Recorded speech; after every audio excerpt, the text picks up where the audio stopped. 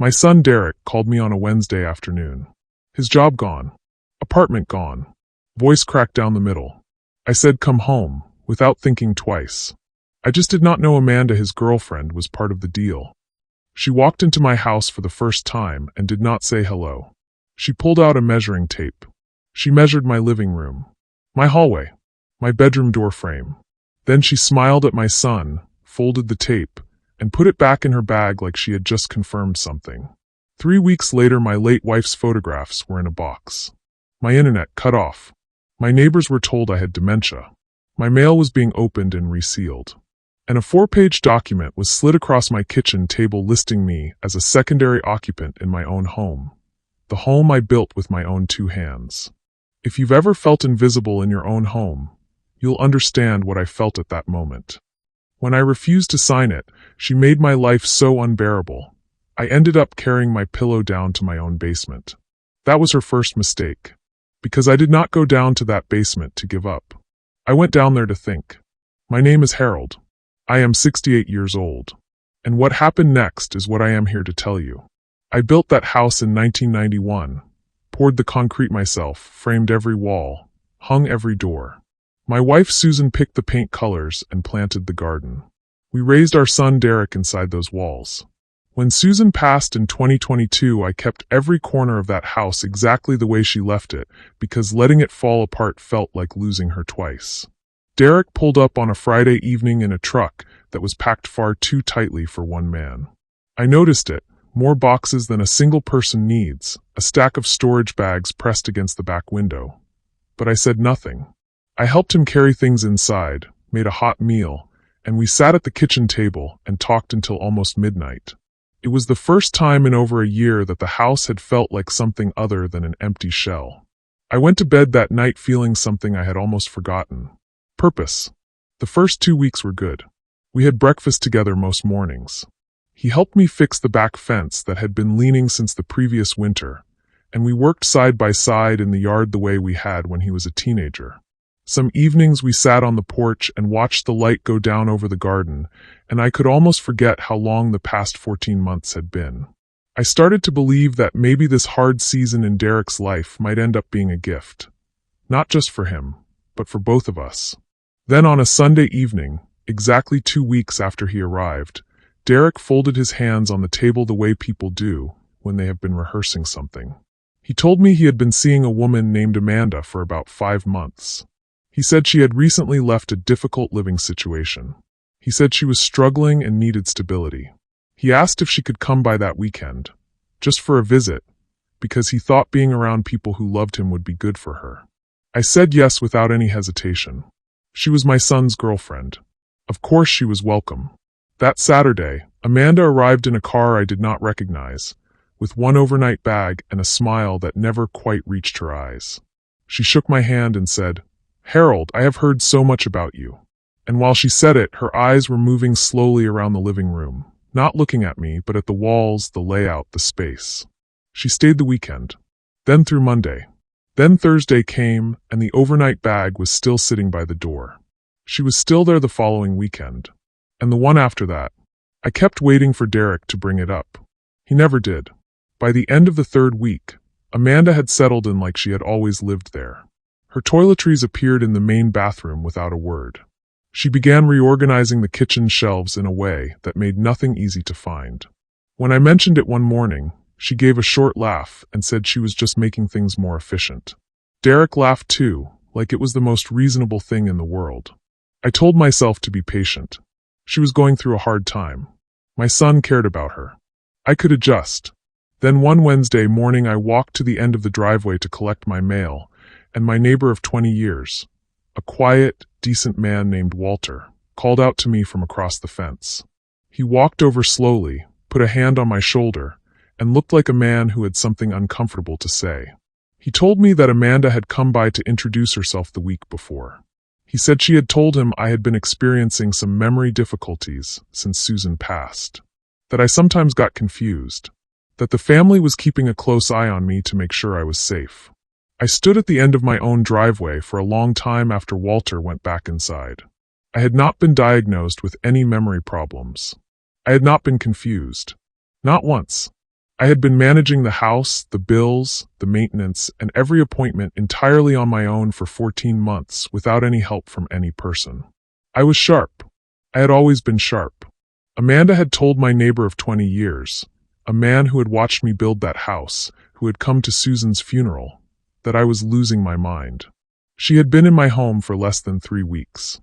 That evening at dinner, I watched her pour juice from my refrigerator, sit at my table, and talk about how the hallway could use a fresh coat of paint, like she lived there, like she had always lived there.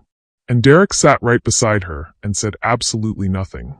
Something cold moved through me that night. I could not name it yet, but I felt it settle in my chest, and I knew it was not going to go away on its own. The following week, 3 things happened that I have not stopped thinking about since. The first was the internet. On a Tuesday morning, I went to check my emails and found my home network had disappeared. It had been replaced by a new network with a password I did not know. When I asked Derek about it, he said Amanda had upgraded the router and changed the settings. He said he would get me the new password. He never did. For 4 full days, I had no internet access in my own home. I had to drive to the public library to check my bank account. The second thing was Susan's recipe book. Susan had kept a small green notebook for many years, handwritten recipes, little notes to herself in the margins, reminders about which dishes Derek liked most as a boy. I used that book every week. It was one of the most ordinary and most precious things she had left behind. On a Thursday morning, I found it in the kitchen trash, soaked through from coffee grounds and a wet paper towel. When I brought it to Derek, Amanda said she had mistaken it for old scrap paper and was very sorry. She did not look sorry. The third thing was the phone call. Derek's Aunt Patrice, Susan's older sister and one of the kindest women I have ever known, called me that Sunday afternoon. She was quiet on the line. She told me that Amanda had called her earlier in the week. Amanda had said she was worried about me, that I seemed to be struggling since Susan's passing, that I was showing signs of being unable to properly care for myself or maintain the property. Patrice told me plainly that she did not believe a single word of it, but I could hear in her voice that she had been shaken by the call. After I hung up the phone, I sat in the chair by the window, the chair where Susan used to read in the evenings, and I looked at the kitchen shelves that had been reorganized and the blank wall where Susan's photographs used to hang before Amanda had taken them down to dust the frames. I was beginning to understand what was happening in my own home. I just did not yet know how far it had already gone. I started paying careful attention to everything. One afternoon while Amanda was out of the house, I went to the small desk in the hallway where I kept important documents, property tax records, utility bills, insurance papers. Everything had been gone through. The papers were out of order. A folder I always kept at the back of the drawer was now sitting at the front. Nothing appeared to be missing, but someone had been searching. That same week, I noticed that Amanda had developed a habit of taking her phone calls on the back porch with the door pulled shut. She would go out there in the evenings and speak quietly for 15 to 20 minutes, then come back inside with that flat, careful smile she wore like a uniform. I did not know who she was speaking to. I did not ask, but I began storing every small observation away in my mind. Then one Saturday afternoon, without any warning, Amanda's mother and younger sister arrived at my front door with luggage. Amanda brought them inside and made the introductions in my own living room, like she was the one welcoming guests into her home. She said they were going through some changes and would be staying for a week or 2. She said it the way you say something when you do not expect to be questioned. I looked at Derek. He looked at the floor. My home now had 5 people in it. A house I had built for 2. Susan's house. And not one of those 5 people had asked me a single thing. I went to bed that night and looked at the ceiling for a long time. This woman had filled my home with her own people. She had told my neighbors I was losing my mind. She had called Susan's family with false concerns about my health. She had thrown away Susan's recipe book. She had cut me off from my own internet. And Derek, the boy I had driven to school and coached on weekends and sat with through every hard moment of his childhood, had not once opened his mouth to stop any of it. I made a quiet decision that night. I was going to find out exactly what Amanda's plan was. Because a woman who moves this deliberately, this quietly, and this fast always has won. The document came on a Monday evening. Derek came into the kitchen and asked me to sit down. He said Amanda had put something together to help organize things now that the house had more people in it. He said it was just a formality, nothing to be concerned about. He placed a 4-page document on the table and slid it across to me. I picked it up and read every line. It was titled Household Cohabitation and Occupancy Agreement. At the top of the first page, my name appeared under the heading labeled Secondary Occupant. Secondary. Occupant. In my own home. The home I built. The document restricted me from the master bedroom, my bedroom, the room I had shared with Susan for 27 years. It limited my use of the kitchen to specific windows of time in the morning and evening. It stated that the living room was a shared common space requiring mutual household agreement for use. It said the secondary occupant had no authority over property decisions without majority consent from the other occupants. At the very bottom of the last page, a line waited for my signature. I sat very still for what felt like a long time. Derek said, "Dad, Amanda has a lot of anxiety. Having clear rules helps her feel secure. It is just to keep the peace." I looked at my son sitting across from me. I looked at the document. I looked at the signature line, where I was expected to agree in writing that I was a secondary occupant in the house I had built with my own 2 hands. The house I had paid off. The house with my name and only my name on the deed. I placed the document face down on the table. I said, "Derek, I will not be signing this." The look on his face told me that he had not expected that answer. He picked up the document without another word, left the kitchen, and I heard him walk down the hall toward Amanda. Through the wall, I heard her say very quietly, "He'll come around." I sat alone in my kitchen in the silence. No, he would not. I did not come around. But the 5 days that followed were the hardest I had lived through since the morning I buried Susan. Amanda stopped acknowledging me entirely. She would walk past me in the hallway without a glance. Her mother and sister mirrored her exactly, like they had been given instructions on how to behave. The kitchen always seemed to be occupied when I needed it. My mail began arriving opened. Not ripped carelessly, but carefully opened and resealed, the kind of tampering you only notice when you are looking for it. And I was looking for it now. Derek stopped having breakfast with me. He stopped meeting my eyes at dinner. He was still just 20 feet away from me at any given moment, sleeping under the same roof, breathing the same air. But he had never felt more like a stranger to me than he did in those 5 days. On the 5th evening, worn down and hollowed out by the constant weight of that silence, I made the worst decision of that whole dark period. I carried my pillow and a blanket down the basement stairs and told myself it was just for one night. Just to get a few hours of sleep without the atmosphere of that house pressing down on me. The basement was cold and smelled of old timber and dust. I had not been down there since the previous autumn when I replaced a section of water pipe. In the far corner sat the boxes I had carefully packed Susan's belongings into after she passed. Her books, her extra quilts, a few decorative pieces I had not been ready to give away. But when I reached the corner and looked down, I stopped breathing for a moment. The boxes had been torn open. Not neatly, torn at the flaps, the contents shifted and disturbed. Susan's jewelry box was there, but the lid had been left up and the inside was half empty.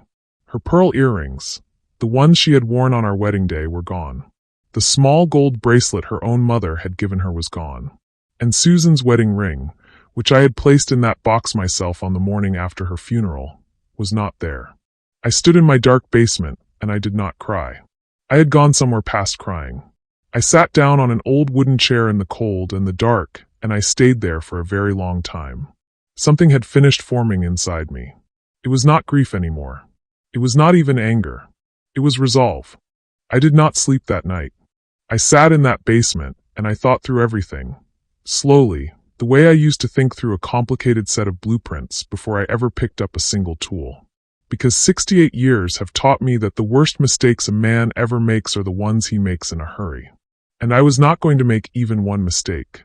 By the time early morning light came through the small basement window, I had a clear plan. I said nothing at breakfast. I poured my coffee, nodded good morning to whoever was in the kitchen, and sat at the table like a man who had not a worry in the world. I watched Amanda pour her own coffee. She studied me from the corner of her eye. I let her. I even smiled once. That afternoon, while everyone was occupied, I drove to the county records office and requested a certified copy of my property deed.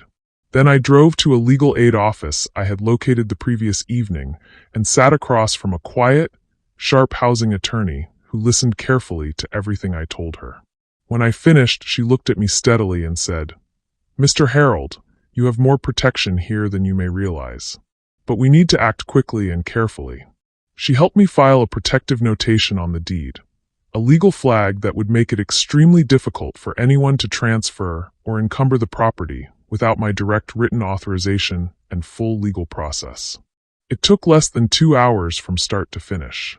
And when it was done, a portion of the weight that had been sitting on my chest for weeks lifted off. Then on my drive home, something surfaced in my memory. A comment I had overheard Amanda say to Derek in the kitchen about 3 weeks earlier. Something about getting the paperwork handled sooner rather than later. I had not understood it at the time. I was beginning to understand it now. And I needed to understand it fully before I made my next move. I returned to the legal aid office the next morning with one specific question. I described the cohabitation agreement. I described the comment about paperwork. I told the attorney about Amanda's quiet phone calls on the back porch, about the desk drawer that had been searched. She listened without interrupting. Then she turned her computer monitor toward me and showed me a document template. She told me it was called a quit-claim deed. She explained it simply. A quit-claim deed transfers property ownership, or a share of it, from one person to another. No money changes hands. No lengthy court process required. Just a signature on a form. She said it was one of the most commonly used tools in property fraud cases targeting elderly homeowners who were living with family members. She asked me if anyone had presented me with one. I said not yet. She said those 2 words, not yet, were the most important thing I had told her. Then she told me exactly what to do next. I drove home with a folder on the passenger seat and a very clear head. That evening, while Amanda and Derek were watching television, I went carefully through the desk drawer in the hallway, the same drawer Amanda had already searched through once.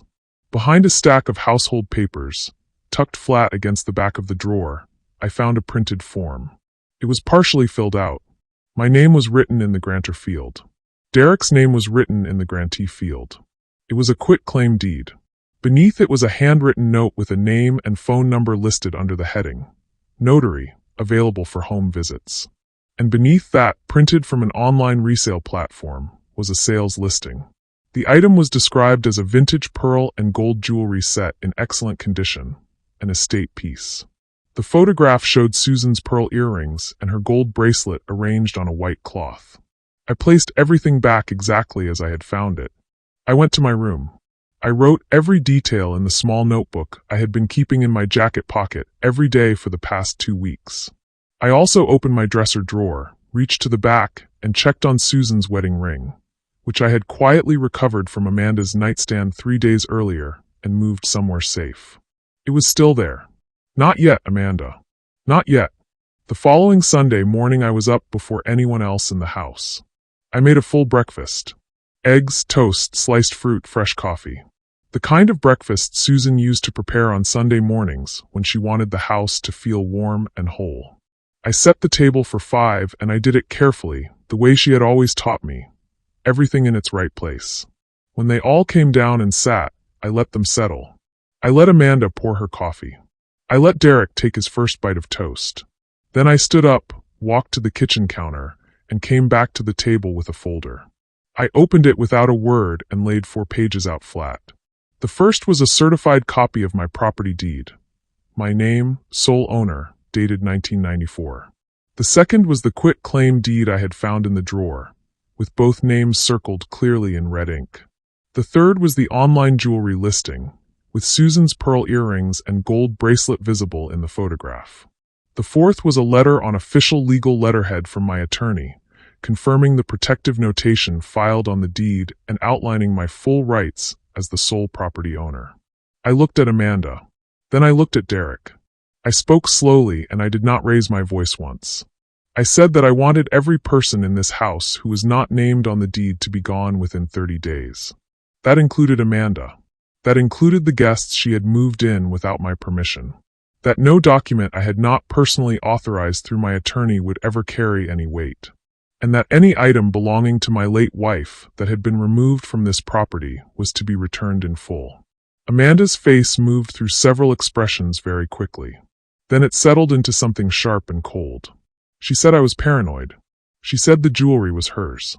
She said the deed form was just something Derek had been casually researching. She said I had no idea what I was doing. I slid the attorney's letter across the table toward her without a word. Nobody said anything after that. Derek had not spoken once during any of it. He was staring at the quitclaim deed, at his own name in the grantee field. His jaw was tight. His hands were flat on the table. He was not looking at me. He was looking at Amanda. And for the first time since she had walked through my front door with a measuring tape and a plan, he was really, truly seeing her. Amanda left on the 22nd day. She did not leave quietly. There were raised voices in the hallway and accusations thrown in every direction. She told Derek that I had never respected their relationship. She told him that he had to make a choice, her or me. She stood in my living room and delivered that ultimatum like she was certain of the outcome. Derek walked past her to the hallway. He picked up her bags. He carried them through the front door and set them beside her car. Then he came back inside. He closed the door behind him. He stood in the entryway for a moment and did not look at anyone. Amanda sat in the driveway in her car for almost 20 minutes. Then she drove away. Her mother and sister were gone by the following morning. Derek and I did not talk much in the days after that. There was too much sitting between us. Too many things that had been said and done and left unsaid, and neither of us had the right words for it yet. He slept in the second bedroom. I slept in my own room, in my own bed, under the quilt Susan had made the first winter after we finished the house. On the fourth morning, Derek came out to the back porch where I was drinking my coffee. He sat down across from me. He looked like a man who had not slept properly in a week, which he had not. He started to say something and stopped himself. He tried again and went quiet again. I said, "Not yet. Let's just sit for now." We sat on that porch for over an hour without a word passing between us. 2 cups of coffee going cold. The birds in the yard. Susan's garden in the back, still holding on after all these years, still showing up every spring the way she had planted it to. Later that afternoon, Derek got up from the porch without a word, walked to the garage, and came back with the old toolbox. He spent the rest of that day fixing the back porch railing that had been loose since the previous summer. I watched him through the kitchen window, and for the first time in a very long time, something in my chest eased. That evening, I rehung every one of Susan's photographs on the walls. Every single one. Back where they had always been. Back where they belonged. Important line between being gracious and allowing someone to walk through your front door and dismantle your life one quiet move at a time while you stand there telling yourself to be kind. What saved me was not a dramatic moment. It was not anger. It was one decision I made sitting alone in a cold basement. The decision to stop reacting and start thinking. I got very quiet. I got smart. I documented every single thing. I sought proper legal help without announcing it. I moved carefully and patiently. And when the moment came, I did not raise my voice once. Here is what I need every person watching this to hold on to, especially if you are in a season of life where it feels like the world is slowly making less room for you. Your gut feelings are not paranoia. When something feels wrong inside your own home, it is usually wrong. Trust that. Your home, your property, your name on that deed. These things are worth protecting actively. Not tomorrow. Now, you have legal rights. Strong ones. Most people do not know what theirs are until it is too late. Find out what yours are today. No one, not a stranger, not a partner, and not even the child you gave your whole life to raise, gets to make you a secondary occupant in your own story. You built something. You are allowed, you are right to protect it. Now before this video ends, I want to ask you something honest. If this story reached into your chest and pulled something out, if Harold's voice sounded familiar to you in any way, I want you to scroll down right now and leave a comment. Not just any comment. Tell me, have you ever felt invisible in your own home? Have you ever gone quiet for so long that the silence started to feel normal? Have you ever let someone shrink you down piece by piece because you were trying to keep the peace? I read every comment that comes in. Every single one. And more often than I can count, your stories become a lifeline for someone else sitting alone watching this video, wondering if they're the only one going through something like this. If you are watching this and you are not yet subscribed, please hit that button right now. I am here every week with stories like this one. Real stories. True stories. The kind that do not get told loudly enough, especially for those of us who are older and sometimes feel like the world has moved on and forgotten to leave a seat at the table for us.